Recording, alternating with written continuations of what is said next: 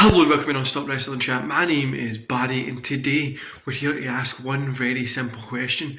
Is Randy Orton one of the greatest to ever lace up those boots and step inside that ring? I'm going to be going through some things today, talking about my thoughts and feelings on Orton, my top 5 matches that he has, memorable moments from it, and just kind of different experiences as a fan over the past 20 years, which is insane to say that I've been watching wrestling that long, that I've enjoyed about it, and things that I haven't. Then we'll round it off by answering that question. But while I roll the intro, guys, don't forget to hit like, subscribe, and that beautiful notification bell. Go to the comments below and let me know, do you think he's one of the greatest to ever do it? Or do you think he's just another wrestler that will end up in the Hall of Fame that nobody's really going to look back on? Let me know in the comments below. I'm going to roll the intro and then we'll get right into it.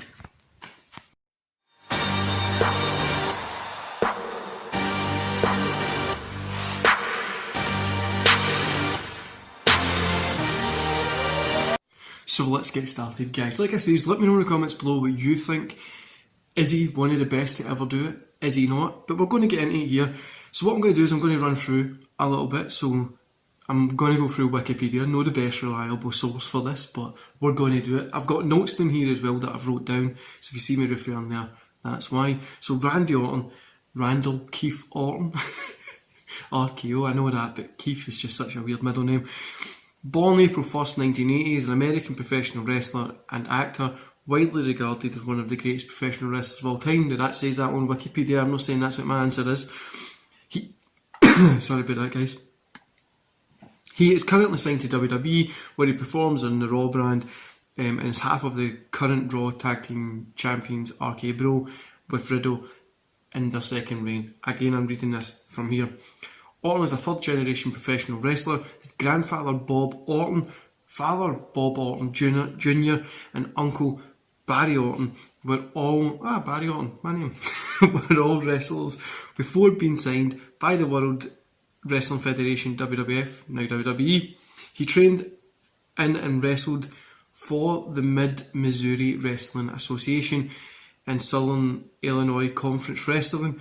He was then signed by WWF and was sent to Ohio via OVW. We all know OVW, with that class that he was in, which was probably known as one of the greatest classes OVW ever had. Where he was OVW Hardcore Champion twice. He became a member of the stable Evolution shortly after his debut in WWE, which quickly led to the Intercontinental Championship reign, and then being one of the youngest world champions of all time. So guys, that was at the age of 24 he done that. Now, this guy has had a long career. I'm not going to go into the ins and outs and cover everything in this video, but we're going to just touch on some things, talk about what I really enjoyed about it, what I've enjoyed about his career so far, and yeah, so let's just have a little look here. So, championship wise, we've got a 14-time world champion, 1-time US champion, 1-time IC champion, 4-time tag team champion, 2-time Rumble winner, and 1-time Mr. Money in the Bank. So I think we can all agree here that Randy Orton has been a mainstay in WWE. He was always there to kind of be the difference from that John Cena force-fed shit that we got. Now, I was there when Cena versus Orton became a match that was just constant and it never stopped. Now, some of my favourite memories, and one of my favourite ones is obviously him winning the belt off of Benoit. I remember that as well. One of my favourite ones is him going to ECW One Night Stand, the second one that they had. So in 2006 and facing Kurt Angle.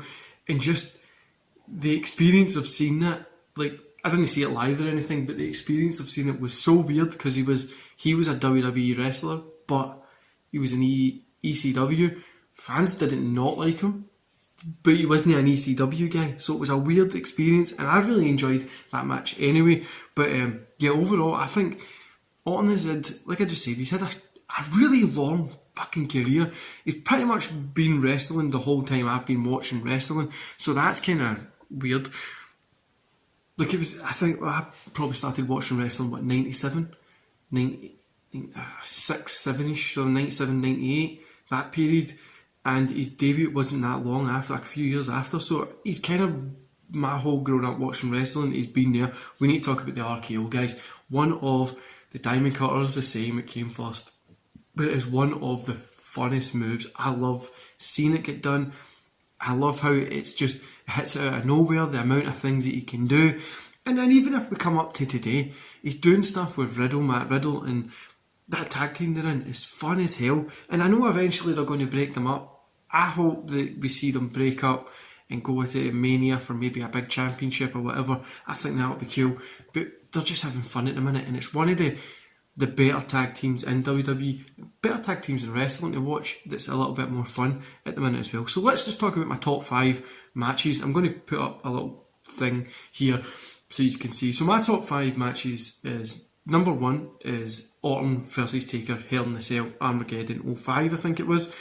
I love this match. It really, really is a match that it's just brilliant. I just love it. I love the blood in it. I love the story between Orton's dad trying to help him and that kind of stuff. And this was one of the first Hell in the Cell matches that I seen live. I wasn't there, obviously, watching it new with how do you explain it? With fresh eyes on the TV. I don't know what I would say. I watched it live, and it was fantastic. I thought this was great.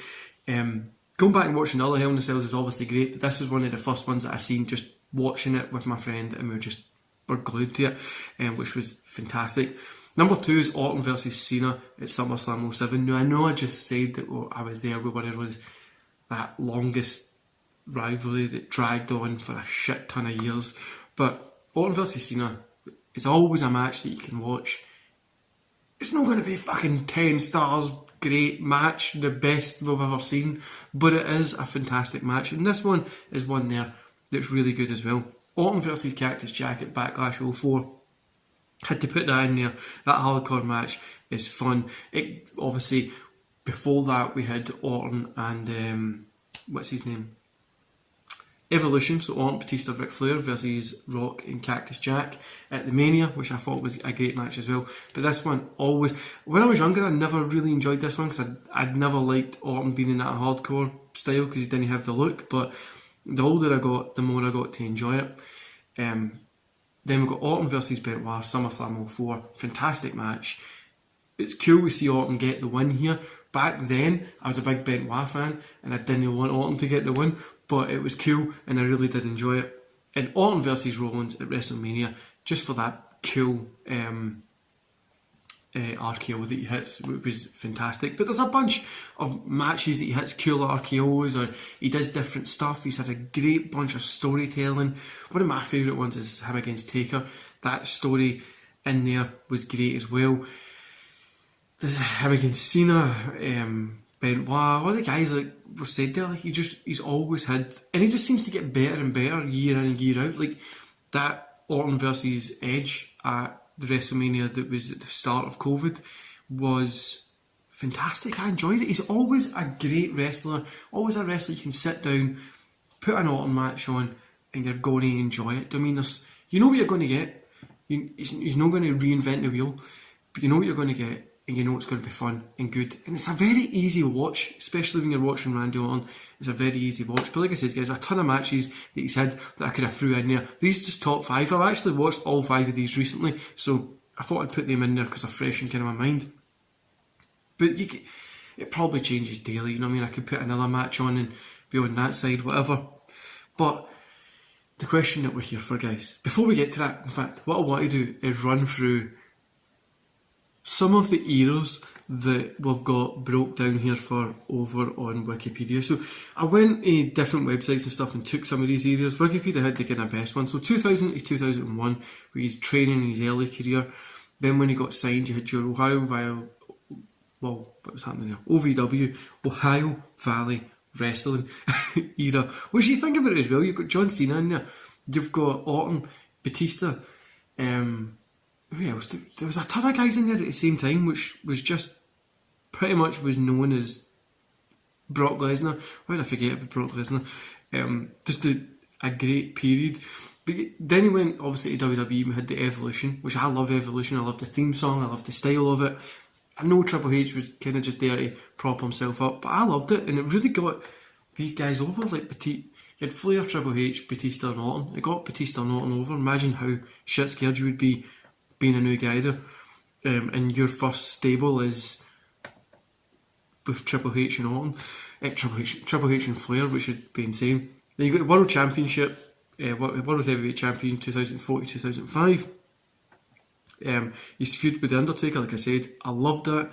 Rated RK Bro. Now, I really did like Rated RK Bro. I thought it was a different style of tag team, and it was just fun. I really enjoyed that. It was 2006 to 2007. WWE Champion 2007 to 2008. The Legacy 2008 2010. So Legacy was obviously Orton, Cody Rhodes and Ted DiBiase.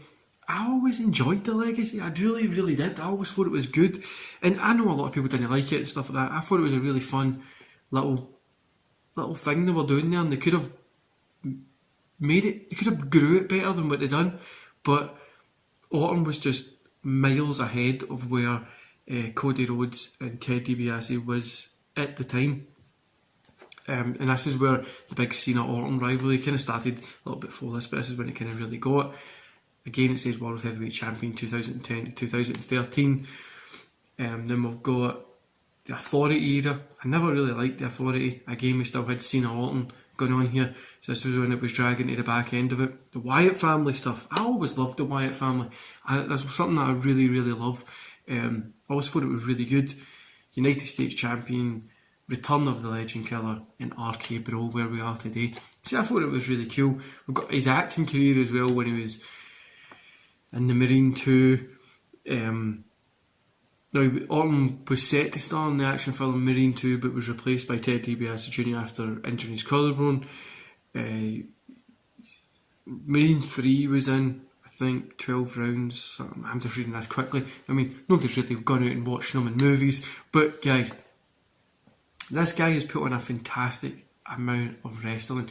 His championships and accomplishments, just again, the Baltimore Sun Wrestler of the Year, Guinness Book of Record, the most appearances on a pay-per-view for a male WWE wrestler. OVW, he was the Hardcore Champion twice. Pro Wrestling Illustrated, Food of the Year in 2009 with Triple H. Most Hated Wrestler of the Year 2007 and 2009. Most Improved Wrestler of the Year 2004. Most Popular Wrestler of the Year 2010. Rookie of the Year 2001. Wrestler of the Year 2009-2010. And ranked number 1 of the top 500 single wrestlers in the PWI 500 in 2008. So World Wrestling Entertainment with WWE Championship 10 times, World Heavyweight Champion 4 times, WWE Intercontinental Champion 1 time, US Champion 1 time, World Tag Team Championship 1 time with Edge, Raw Tag Team Championships twice with Riddle, SmackDown Tag Team Championships 1 time with Bray Wyatt and Luke Harper, Money in the Bank 2013, Royal Rumble 2009 and 17, 17th Triple Crown Champion, 10th Grand Slam Champion under the kind of current format, 18th overall. Slammy Award 2 times, Hashtag of the Year 2013, Hashtag RKO out of nowhere, and Rival of the Year 2020 versus Edge. WWE Year End Award for Shocking Moment of the Year 2018, tearing Jeff Hardy's ear. Wrestling Observer Newsletter, Most Improved 2004, Most Distinguished Promotional, Most Disgusting Promotional Tactic 2006, Most Overrated 2013, Worst Feud of the Year 2013, Worst Feud of the Year 2017, Worst Feud of the Year 2021. That was the Bray Wyatt, the Fiend thing, so I agree with that. And Worst Worked Match of the Year 2017 was again against Bray Wyatt. You know what? This guy has had great moments, but to have all those great moments for 20 years, you do need to have some shit moments, and he has had some as well. But the question is, guys, is he one of the greatest to ever lace those boots up and step between those ropes into that ring? Answer, yes, he is. He's fantastic, and every time you watch him, you know what you're getting. You're going to love it, and I think he's in my top 10 of all time, to be honest with you.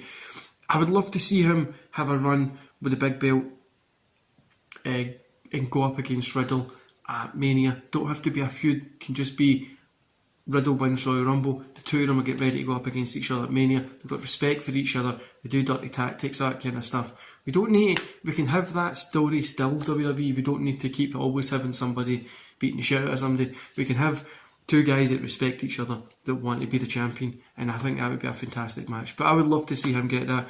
and he is one of the greatest of all time. Let me know what you think in the comments below, guys. Don't forget to hit like, subscribe, and that beautiful notification bell, and I'll see you back here Saturday for This Week in Wrestling. I'm sure it's coming out on Saturday.